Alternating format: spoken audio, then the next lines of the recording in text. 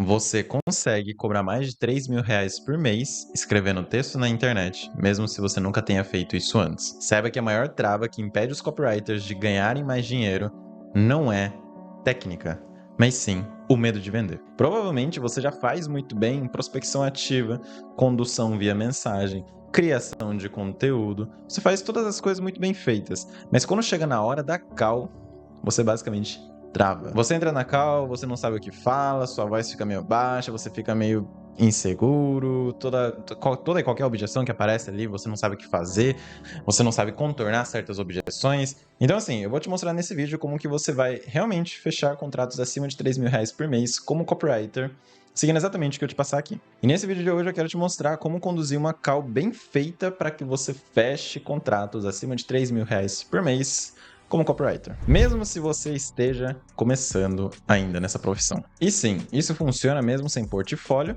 mas se você quiser fazer um portfólio, saiba que no vídeo anterior eu te mostrei exatamente quais são os 4 passos essenciais para você criar um portfólio que fecha contratos acima de R$ 3.000, mesmo se você não tem experiência. Cara, assim, eu sei exatamente como que é aquela sensação de insegurança, de medo, de você tá tentando vender algo, sabe aquela sensação ruim de você, tá tentando forçar a venda ali dentro de Macau? Então, eu passava exatamente pela mesma situação. Eu sentia que eu tinha que forçar um certo carisma, eu tinha que ser muito atencioso ali, ficar puxando o saco da pessoa, enfim. Mas a real é que ao longo do tempo, conforme eu fui fazendo mais e mais reuniões, eu percebi que não precisa fazer tudo isso. A real é que você só precisa saber como conduzir uma boa negociação. E quando eu entendi isso, eu saí de contratinhos de R$ 1.000, R$ 1.500 para, no mínimo, contratos acima de R$ 3.000, fazendo a mesma coisa. Eu não mudei nada, não apliquei um funil diferente, não criei conteúdo de forma diferente, não fiz nada demais. A única coisa que eu mudei foi isso que eu vou te mostrar nesse vídeo de hoje,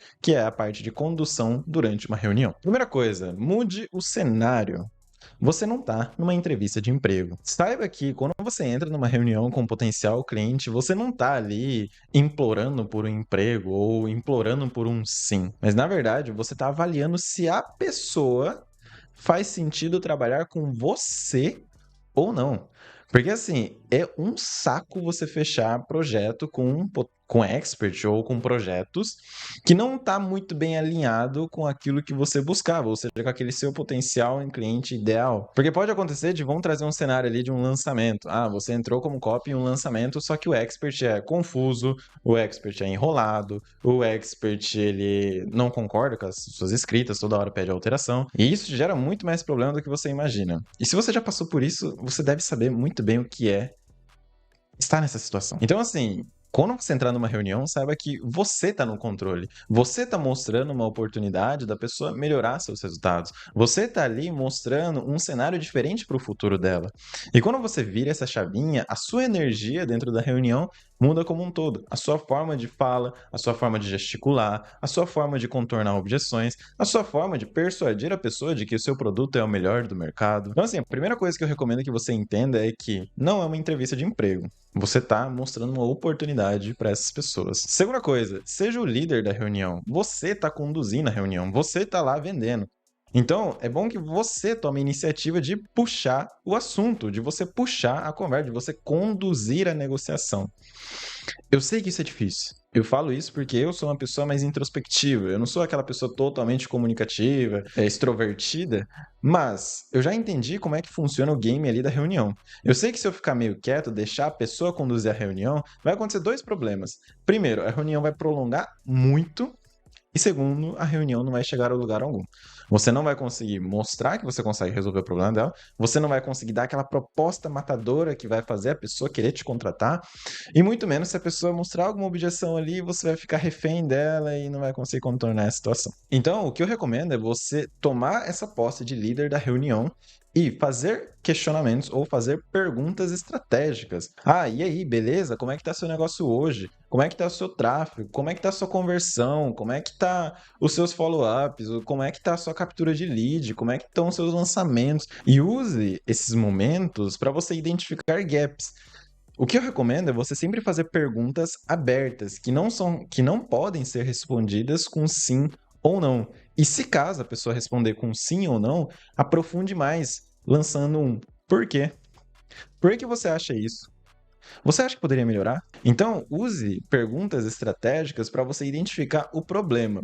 Quando você identificar esse problema, é onde você vai começar a cutucar esse problema. Porque quando você começar a cutucar esse problema que você identificou, dentro da sua cabeça você já sabe exatamente o que precisa fazer. Então é onde você começa a mostrar o resultado que ela pode alcançar, que a gente entra no terceiro passo. Mostre o que a pessoa pode alcançar. Faça o cliente visualizar o resultado antes do preço. Porque assim, quando você entra numa reunião, o anseio do potencial cliente é saber quanto que você cobra pelo seu serviço. Mas, se você lançar o seu preço antes, a pessoa vai usar o seu preço como um comparativo dentro do mercado. Será que vale contratar ele ou não? Será que eu consigo encontrar alguém mais barato? Será que ele é muito caro? Então, assim, deixa a questão do preço por último e começa a gerar valor com outras coisas.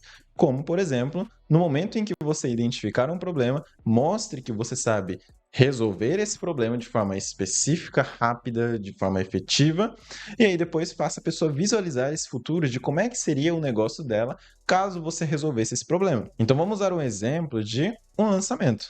Um lançamento com poucos leads. O que você pode fazer? Você está com dificuldade em captar mais leads ou leads mais baratos?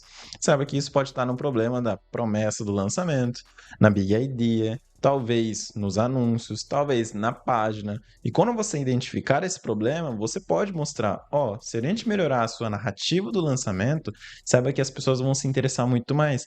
E quando você gera esse movimento de interesse, o seu custo por lead vai diminuir, porque com uma narrativa mais envolvente, você vai fazer com que as pessoas se interessem pelo seu lançamento, pelo seu produto, por aquilo que você vai entregar, e não apenas só curiosidade de o que ele vai entregar numa aula gratuita. Agora imagina só, você tendo um lançamento com o dobro de leads que você teve no último, só porque você ajustou esse ponto. Imagina o quanto a mais de faturamento isso te geraria.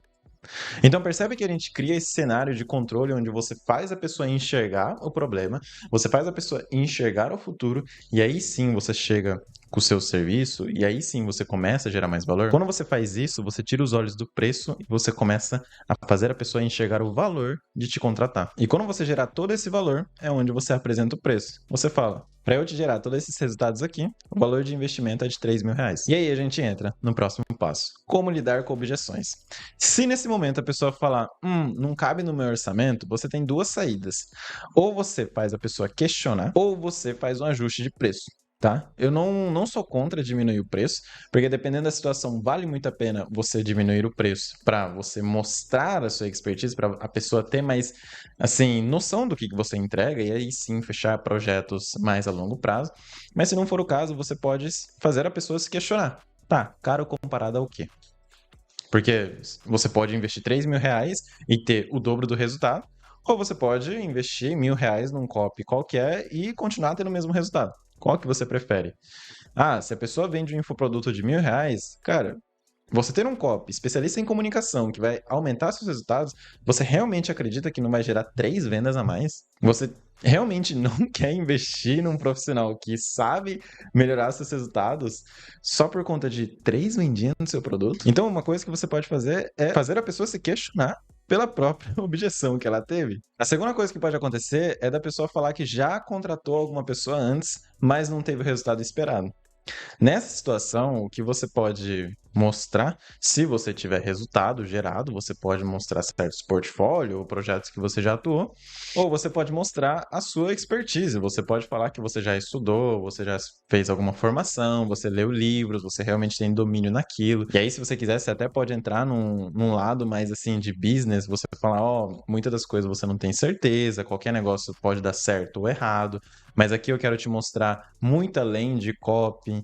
Uma coisa que eu gosto de falar muito durante as reuniões é que, além da escrita, eu vou fornecer um olhar mais estratégico, vou acompanhar a pessoa de perto, vou estar ali realmente vestindo a camisa da empresa, falar sobre os valores, questão de você cumprir todas as demandas, ser autorresponsável, você ser proativo, você ter um coração ensinável. Então, existem inúmeras formas de você contornar essa situação, mas acredito que a pior delas é a parte do preço.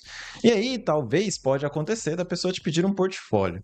E nesse caso, se a pessoa te pedir um portfólio, você vai assistir meu vídeo anterior, onde eu falo como construir um bom portfólio para você fechar clientes que pagam mais de 3 mil reais. Lá eu falo tudo sobre portfólio, então corre lá, assiste o vídeo para você não ter essa dúvida, beleza? Então assim, se você é um copywriter ou prestador de serviço que já está na fase de prospectar cliente, você está ali criando conteúdo, você está criando sua marca dentro do mercado, você já está ali pegando alguns clientes de 1.000, 1.500, 2.000 e quer elevar a régua, saiba que a melhor forma de você fazer isso, de você começar a fechar projetos maiores, é sabendo fazer uma boa reunião de venda. É você saber conduzir muito bem uma reunião. Então, só para resumir tudo que a gente falou nesse vídeo aqui. Você vai fazer 4 coisas. Primeiro, mudar o cenário.